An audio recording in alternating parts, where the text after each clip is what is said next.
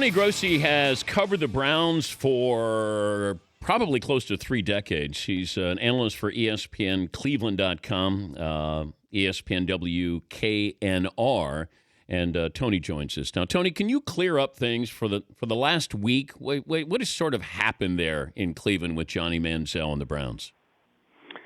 Well, he started the last week of the season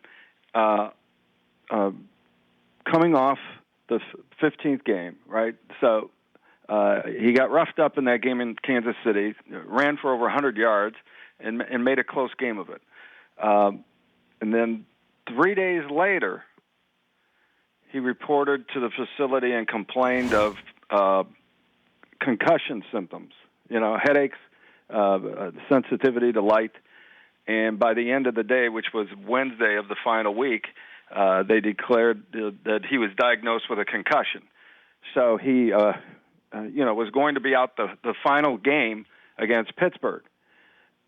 But Saturday night, the night before the game, came word from Las Vegas that he was spotted at a casino in Las Vegas by an employee and patron witnessed an exchange of an ID card. So they identified him as Johnny Manziel.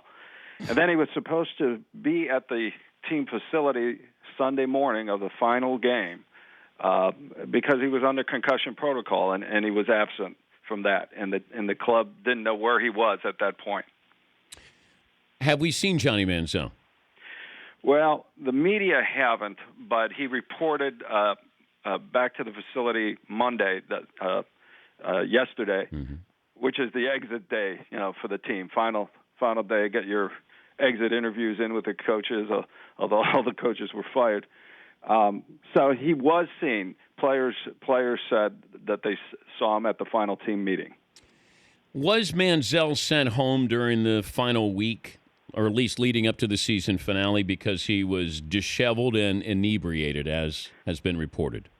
Well, I was told by more than one source that was the case. This occurred on Wednesday, the day, first day of the work week, for the final game. I was told that he was all disheveled and not in working condition, let's say, and he was sent home. And that was the last, pretty much the team saw of him until after the weekend. Is Johnny Manziel trying to get out of Cleveland? Do you think this is orchestrated, Tony? Dan, that's a popular theory, but when you think about it, there's a lot easier way to go about it, isn't it? I mean, you just got to go to the owner, the GM. Well, this is a fun way to go out, Tony. I guess. And it's funny and it's weird, but deep down, Dan, I think he's a troubled person, and he's dealing with a problem. All evidence is that it's a drinking problem because whenever he shows up on images on the internet, there are, alcoholic drinks involved. And I just think that sometimes he just doesn't know what he's doing. He's just consumed by this trouble. He did spend 10 weeks in a rehab clinic about a year ago when he enlisted himself into it. So I don't think he's ever gotten over that. And deep down, I think the team is sympathetic to that, but they haven't been able to, steer him on the right path. But I have to wonder, if I'm a coaching candidate, is Johnny Manziel a reason why I would want the job or not want the job? Well, if he were mandated to be part of the job, he would definitely have to be scared away because besides all of this stuff off the field, which has been an enormous distraction to this team for 2 years, just ask the former coach, Mike Patton. Aside from that, what we've seen on the field, it got a little bit encouraging this year, but it's still not, a done deal. It's still a project there. And it would be different if he were Brett Favre in his prime, flinging touchdowns all over the field. But he's far from that. He's a project player. And then you got, all the off the field stuff. So yeah, I think it would be something a coach wouldn't want. How attractive is this job? Well, being a native Clevelander and all that goes with that, I'm going to say it's still very attractive, because the person who turns this around is absolutely the king of Cleveland, right next to LeBron James. And that's the first thing. This is not a team in salary cap hell.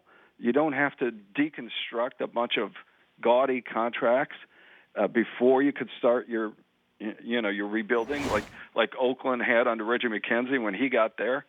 It took them 2 years to deconstruct that. This is clean. There's all kinds of salary cap room. They got pretty much 2 number 1 draft picks, number 2 and 32. I buy all of that stuff. All of that stuff has been said by the owner of the team when asked that same question, and I agree with that. Now, there are a lot of problems. The structure the owner has just created is very unusual. But if it is one of the 32 jobs, and again, the potential, the ceiling is enormous here. Do you think Manziel will be on the roster by the start of next season? I don't, Dan. I don't see how any. First of all, the owner Jimmy Haslam has said that's going to be up to the new executive of football operations, the new general manager, the new coach. And I believe that, given this last incident, the owner is not going to defend Johnny to the wall. So I don't think he's going to be. I don't think that's going to happen immediately. He's an asset. There's no reason to do anything with the roster now. Trading begins in March. Who knows what the situation will be like then? It could be worse. I mean, it's a long time from January to March to expect Johnny to behave. And I'd say the odds are against that. Yeah, and nobody monitoring him, and it's the Right. off season. Tony, great work. Thanks for joining us. Thanks for having me, Dan. All right. Tony Grossi, been covering the Browns for 30 years, ESPNCleveland.com.